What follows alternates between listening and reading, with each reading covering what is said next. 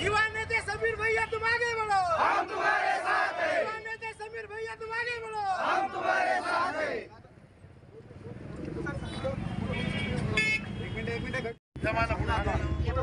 क्रांतीवीर वस्ताद लवजी साळवेंचा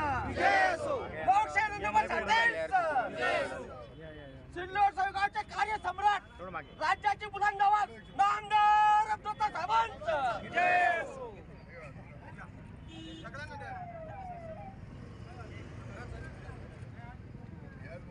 मराठवाड़े का नेता कैसा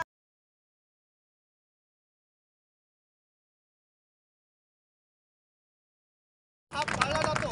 म्हणून आपण जो शब्द आम्हाला दिलेला आहे की 1 ऑगस्टपर्यंत अण्णाभाऊंच्या जयंतीपर्यंत आम्हाला या ठिकाणी मतदारसंघामध्ये या सिल्लोड शहरामध्ये अण्णाभाऊंचा पूर्णाकृती पुतळा उभारून त्या पुतळ्यालाच आम्हाला जयंतीचं मानवंदना करता आली पाहिजे एवढी आमची समाजाच्या वतीने आपल्याला विनंती आहे। आणि जे धाडसी निर्णय यासोबतच राज्य सरकारनं घेतलेला आहे। प्रथमच रशियासारख्या मॉस्को युनिव्हर्सिटीमध्ये अण्णाभाऊंचा पुतळा बसवण्यात आलेला आहे। त्याचबरोबर अण्णाभाऊंचं चिरागनगर येथील स्मारकसुद्धा बनवण्याची परवा माननीय आमदार एकनाथरावजी शिंदे साहेबांनी घोषणासुद्धा केली। हे सगळे निर्णय घेत असताना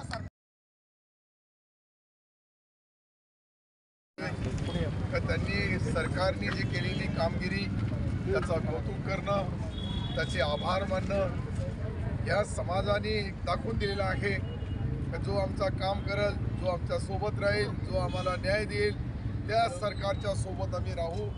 या सिल्लोड तालुक्यामधला एक आपला प्रमुख चौक अण्णाभाऊ साठे या चौकामध्ये आज आपण जो जल्लोषाने फटाके वाजवून आतिषबाजी करून जो मातंग समाजासाठी सरकारने बार्टीच्या धर्तीवर आरटी स्थापना केली त्याचा मनपूर्वक आभार मानले आणि कौतुक पण केलं।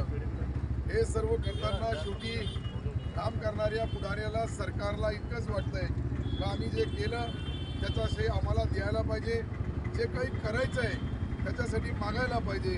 आपण पाहिलं संगमवाडी पुणे येथील लवजी साळवे स्मारकाचे राज्याचे मुख्यमंत्री यांनी भूमिपूजन केलं, त्याचा एक अत्याधुनिक पद्धतीचा आराखडा बनवून आणि त्या ठिकाणी देवेंद्रजी असतील, अजितदादा असतील यांनी भूमिपूजनाच्या वेळेस प्रामुख्याने त्या ठिकाणी उपस्थित राहून आपल्या समाजाला न्याय देण्याचं काम केलं।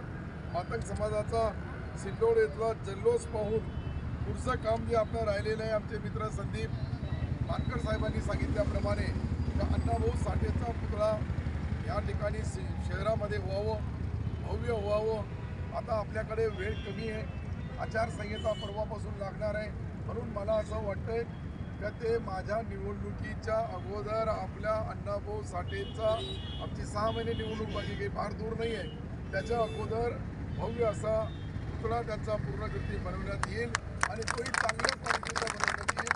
हे काम करण्यासाठी अशोक साळवे असतील, आदरणीय अशोक कांबळे असतील, विजयजी खाजेकर असतील, राजू साठे, सचिन साबळे, विष्णू साळवे, गजानन मानकर, साहेबरावजी दणके, समाधानजी लोखंडे, राहुलजी अंबुरे, भारत मानकर, संजय कुसारे, राजू खरात, अर्जुनजी मानकर, कपिलजी शिंदे, अशोकजी शिंदे, संजयजी कांबळे, शिवदासजी दणके आदी सर्व कार्यकर्ते, अशा अनेक हजारो कार्यकर्ते आपले आहेत का जे बिचारे संघर्ष करतात। आणि आता ह्या तुम्हाला जी हे जे नवीन आपण जे सरकारने बार्टीच्या धर्तीवर आरटी स्थापन केली, या आरटीच्या माध्यमातून तुम्हाला समाजाचं मूल्यमापन केले जाईल।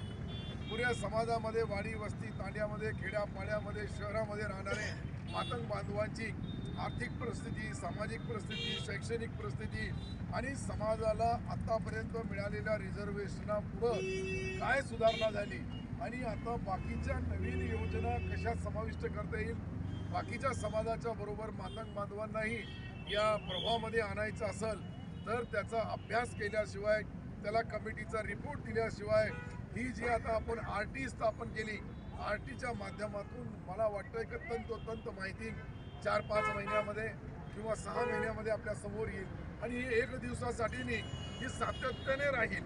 हे काय फक्त या स्थापन करण्यासाठी नाही, पण ज्या वेळेस समाजाचा कोणताही काम असला तर आरटीच्या माध्यमातून त्याला न्याय देण्याचं काम आपण करूया।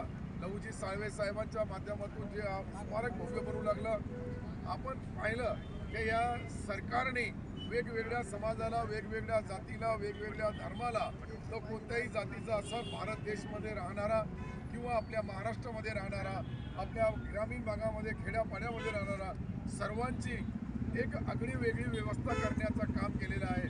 आणि याच्यामुळं आता घरकुलाचे जे प्रश्न होते ते प्रश्नही आपल्याला मिटवायचे.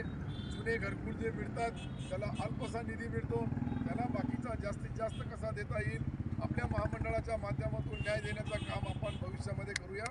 आपण सर्व मातंग बांधवांचा मी हृदयापासून मनापासून सरकारचा प्रतिनिधी या नात्याने आभार मानतोय की जे काही काम सरकारने केलं त्या सरकारचा कौतुक करण्याचं काम जे आपण केलं त्याच्याबद्दल मी सन्माननीय मुख्यमंत्री महोदयांना आपल्या माध्यमातून हा संदेश मुख्यमंत्री कार्यालयापर्यंत स्वतः मुख्यमंत्री महोदयांची चर्चा करून आपण त्यांच्याशी जे काही आपण एक औरंगाबाद संभाजीनगरमध्ये विचार करू लागलो का आपल्या मातंग समाजाचा मराठवाड्याच्या उत्तर महाराष्ट्र या 2 विभागाच्या वतीने एक कार्यक्रम घेण्यात येईल आणि त्या कार्यक्रमामध्ये मुख्यमंत्री महोदयांचा आभार मानतो.